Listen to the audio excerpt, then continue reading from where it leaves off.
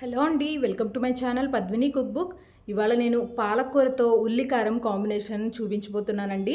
ఉల్లికారంతో ఎలాంటి కాంబినేషన్ తీసుకున్నా కూడా ఆ రెసిపీ తప్పకుండా హిట్టే అవుతుందండి. ఉల్లికారంతో కాంబినేషన్ అంటే అంత బాగుంటుంది. నేను ఇవాళ అయితే పాలకూరతో ఉల్లికారం చూపించబోతున్నాను. చాలా బాగుంటుంది. దీనికోసం అయితే ముందుగా ఉల్లికారం తయారు చేసుకోవడం కోసం ఒక మిక్సీ జార్ తీసుకుని అందులోకి 2 ఉల్లిపాయల్ని ఇలా కట్ చేసుకుని వేసుకోవాలి. తర్వాత కారానికి తగినట్టుగా 3 టేబుల్ స్పూన్ల దాకా కారం వేసుకోవాలండి. ఇక్కడ నేను 3 టీ స్పూన్ల దాకా కారం తీసుకున్నాను. తర్వాత ఒక 2 టీ స్పూన్ల దాకా ఉప్పును వేసుకోవాలి. తర్వాత ఒక పావు టీ స్పూన్ దాకా పసుపును వేసుకోవాలి.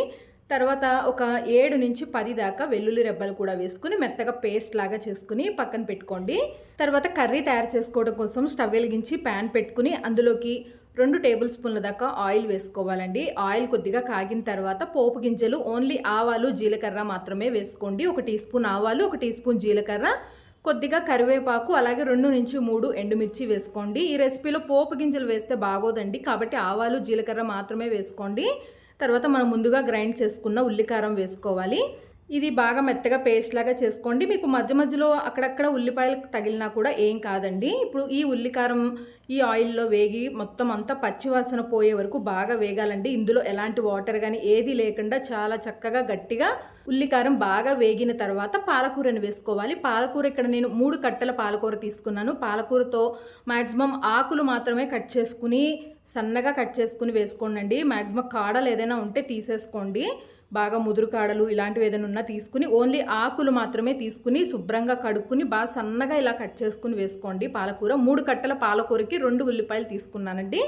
ఇప్పుడు ఈ పాలకూర కూడా వేసిన తర్వాత ఇందులో మనకి వాటర్ అది రిలీజ్ అవుతూ ఉంటుంది కదా, కాబట్టి ఒక్కసారి ఉప్పు కారం సరిపోయిందో లేదో చెక్ చేసుకుని మొత్తం అంతా కలుపుకుని మూత పెట్టేసి మనకి ఏదైనా వాటర్ అది వచ్చినా కూడా మొత్తం అంతా ఇంకిపోయి దగ్గర పడే వరకు బాగా ఉడికించుకోవాలండి. చూసారు కదా, ఫైనల్గా మనకి ఈ కలర్తో కంప్లీట్గా ఇలా వాటర్ అనేది ఎక్కడా లేకుండా బాగా వేగేలాగా ఇలా వేయించుకోవాలి. మూత పెట్టేసి మగ్గిచ్చేస్తే చక్కగా మగ్గిపోతుంది. మనకి 5 నిమిషాల్లోనే మనకి ఈ కర్రీ తయారైపోతుందండి.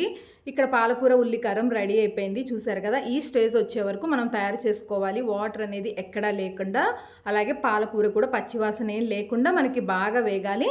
ఇలా వేగిన తర్వాత స్టవ్ ఆఫ్ చేసుకుని ఇలా వేడి అన్నంలోకి పాలకూర ఉల్లికారంతో సర్వ్ చేసుకోండి. చాలా బాగుంటుందండి. ఉల్లికారంతో ఎలాంటి రెసిపీ చేసినా కూడా చాలా బాగుంటాయి.